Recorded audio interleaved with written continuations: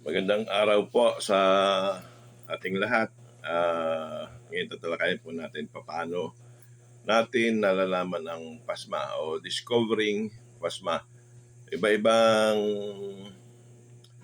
pamamaraan po sa ating experience kung paano po natin na kuha yung ating pasma o spasm, no? In my case, medyo nagtrabaho po kasi ako noon sa air conditioning.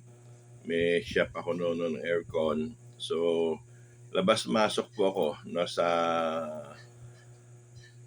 lamig at saka sa init sa labas. Kaya marami po akong naging spasm, no? Yung batok ko po ay solid na yung muscle ko sa batok mo sa tigas, sa likod, sa dibdib, at marami sa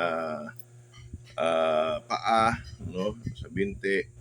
So, iba't ibang tao, iba din po yung kanilang karanasan, no?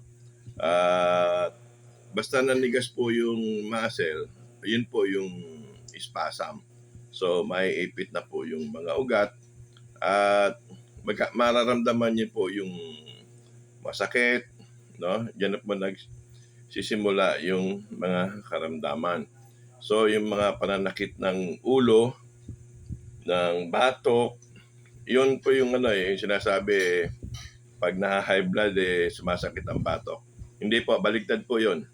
Sumasakit po yung batok, kaya po na-high blood. Kasi pag sumakit yung batok, ninigas, naiipit na po yung mga carotid arteries, yung susupply ng dugo, no, sa ating ulo.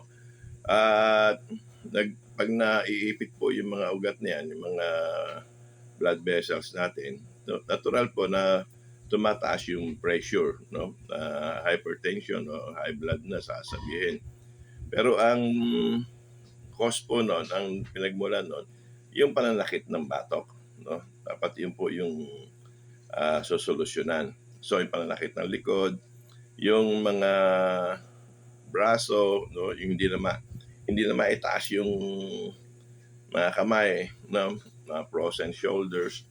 So lahat po 'yan, no, pasakit ng balakang, yang binte, no. At yung po sa binte, marami po diyan yung na laging nagpupulikat. So pag lagi po napupulikat, delikado po 'yan sa stroke, no. Siguro sa ibang araw ipapaliwanag din po natin. Tatalakayin po natin yun. Isa-isahin po natin yan. No? Yung mga karamdaman na